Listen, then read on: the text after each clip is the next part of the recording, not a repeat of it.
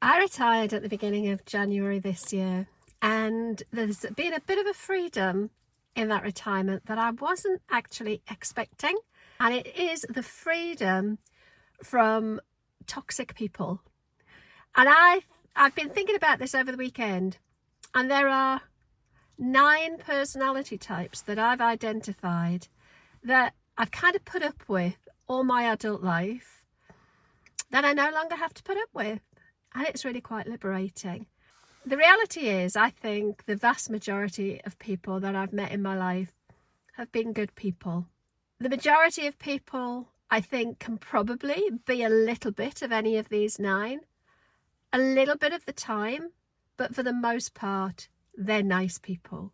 But I've definitely met some people along the way in my 59 years on this planet who are just one of these types all of the time, and they're hard to be around.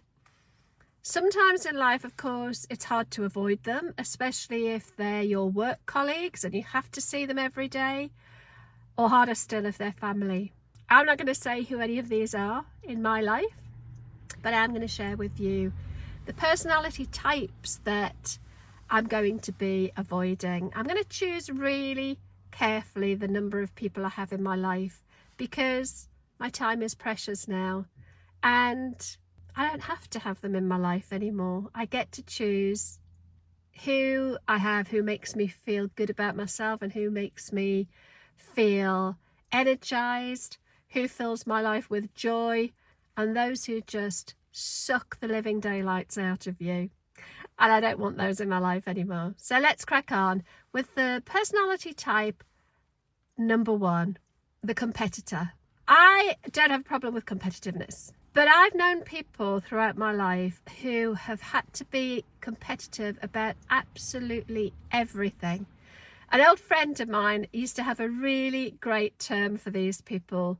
He used to call them Tommy Two Sheds. He didn't actually say sheds, but I'm going to call it sheds because this is YouTube and I don't want to swear. You've probably come across a Tommy Two Sheds in your life. Tommy Two Sheds is that person who, it doesn't matter what you've got, what you've done, what you've achieved, they've done it twice as much. If you've got 1 car, they've got 2. If you've got a 3-bedroom house, they've got a 6-bedroom house. If you got an A, they got an A+. There's just, they can never be happy for you. They always have to just go one better, that bit of one-upmanship. And I don't know whether it comes from insecurity on their part. I don't know. But it can be really wearing after a while when you get to the point where you don't want to share any of your achievements. You don't want to share anything that's made you happy, because you just know that Tommy Two Sheds, Mr. Competitor or Mrs. is going to shoot you down in flames with their one-upmanship. Not having that anymore. I am one of those people that I like to think that if somebody else has had something good happen, I'd like to think I'm there cheering them on, not putting them down with, well, I've got 2 of them. No more competitors in my life.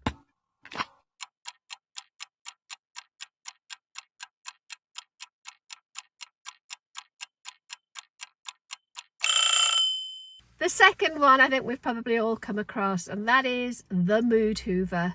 Now, I will caveat this with saying that can sometimes be me, but not all the time, every day, day in, day out. Yes, some days we get down, and actually, I don't mind when people are having a bad day. I'm more than happy to sit and listen to their woes, but you know what it's like. There are some people in life who just, they suck the joy out of life. Everything is a downer, nothing ever goes right. Their woe is me, and it's just, it's like a negative bubble that comes around you whenever you're with the person. So I don't want that in my life now that I'm retired. I want positive, happy vibes. And I can't get that if I surround myself with mood hoovers. So no more mood hoovers in my life.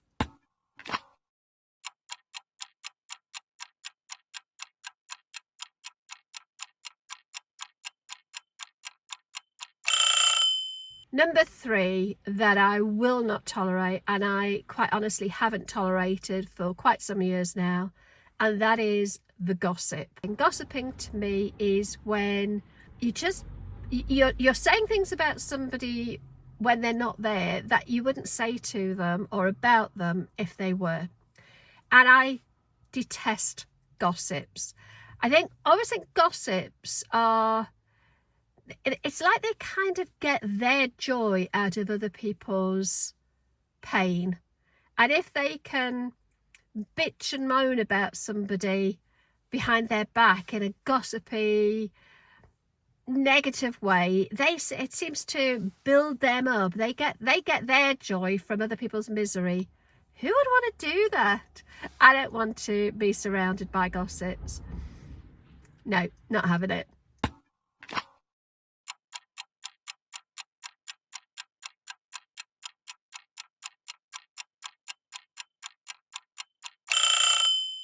Number 4, the bigot. I hate bigotry. One of my core values is sort of justice and fairness, and I just don't understand bigots. I don't understand how people can hate a whole nation of people. They sort of generalize, oh, I hate Americans, or oh, I hate the French. How can you hate a whole nation?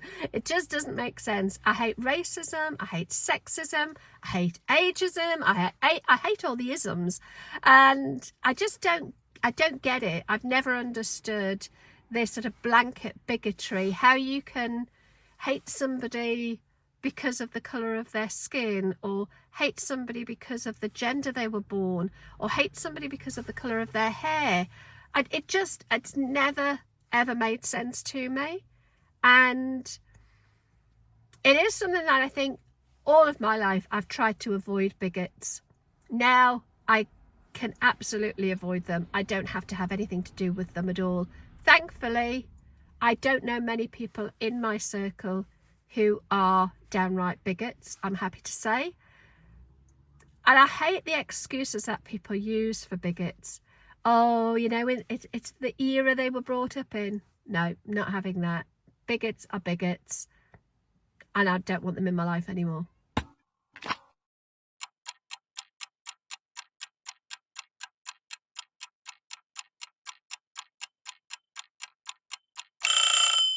The 5th personality type is the victim. Now, this is quite closely linked to the mood hoover, but slightly different.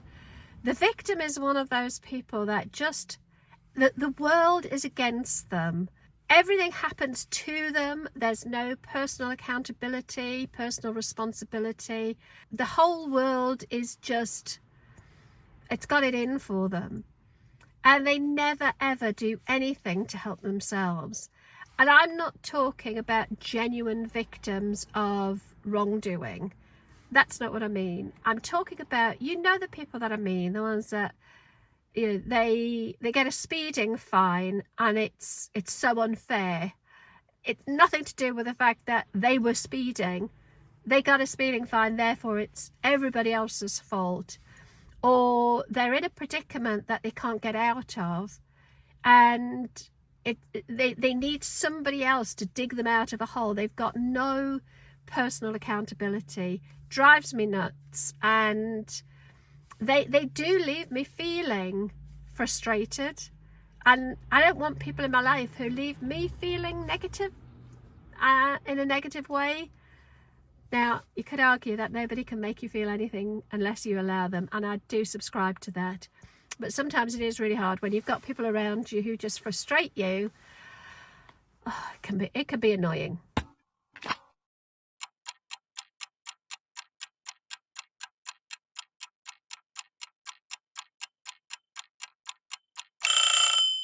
Number 6 is the peacock. Now, I saw this an awful lot during my career, but I saw it even more when I started working for myself and I was networking at business networking groups. The peacocks are those people who strut around thinking they're better than everybody else, or bragging and boasting about what they've got and their achievements and how great they are. And invariably, when you scrape under the surface, they're never quite what they seem. It's all multicolored feathers and no substance. My mother used to have a name, like a saying for this. She'd say somebody was all fur coat and no knickers. Basically, they're all show, but nothing underneath. There's no substance to them. And I definitely saw this more in the business world, especially as we were coming through COVID, when everybody, all small businesses were struggling. Even if they turned it around pretty quickly, every one of us, I believe, was struggling at some point. But the peacocks would be out there boasting about how their business was, so good, and it was thriving, and they'd not seen any financial hardship from business, and you just knew that underneath all of those peacock feathers, they were struggling like the rest of us, but they didn't have the humility to admit or ask for help. It's just peacocking. That's what I call it, peacocking.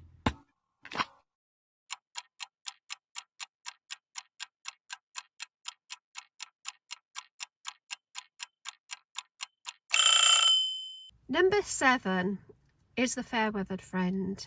The ones, that want you when you're useful but don't want you when you're not. Now, I have ADHD and my ability to stay in touch with people is pretty bad, I have to say. But I would like to think I don't just turn up when I need or want something and don't think about anybody any other time. They want you while you're useful, but they don't want you when you're not. And they're very unlikely to be there for you when you need them. They'll take, but they rarely give. And I think we've probably all had these through life. Sometimes, there is a saying that people come into your life for a reason, a season, or for life. And that's fine. Some people I do think are intended to be there just for a certain time to help you through, or for you to help them through a certain episode. But we've all had those friends that just turn up like a bad penny when they need something, but they're never there for you when you need them. No, not having those anymore in my life.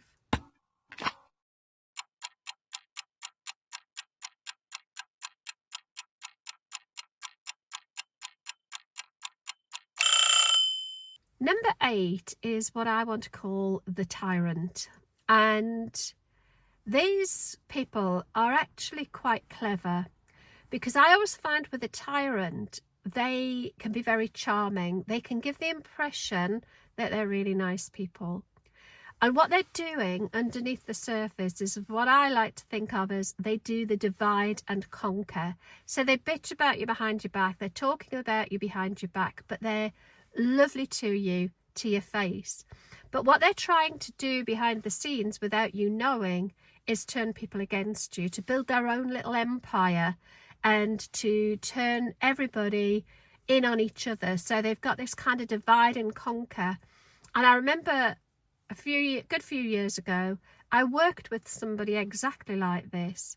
They had the ability to really disrupt the team because they had this kind of divide and conquer mentality.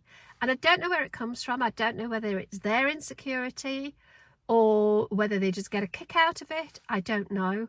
But to all intents and purposes, this person seemed like they were helpful and kind and caring. But beneath the surface, there was this need to turn everybody in on each other, to create friction and to create conflict. It was like, I'll tell you what it was like. It was like they pulled the pin on a grenade, threw the grenade in the mix, and then walked away, stood back and watched it explode. And then denied any part in the explosion. I don't know if you've ever come across anybody like that. They are very clever people and they can create havoc.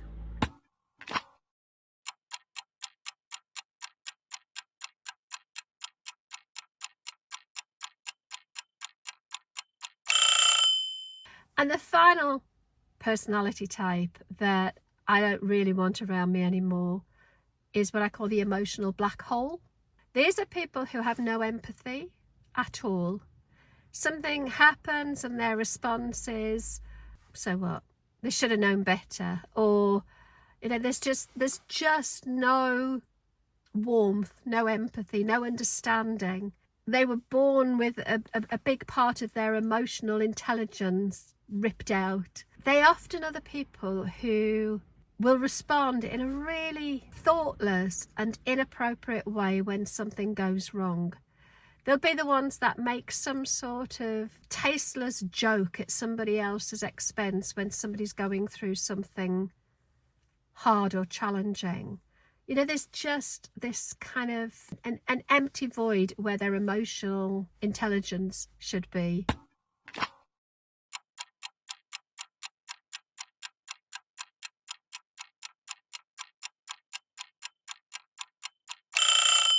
There you go. They're my 9 personality types that, quite honestly, I think are toxic and I don't want to have in my life anymore. Let me know, what would you add to the list? Let me know if you can recognize any of these personality types in people you've had to deal with. And it is one of the joys of now not working and being retired. I don't have to put up with these people.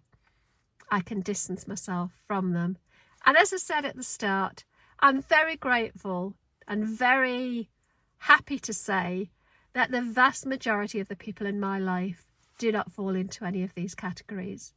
They're kind, caring people who genuinely are a joy to be around. Until next time, take care.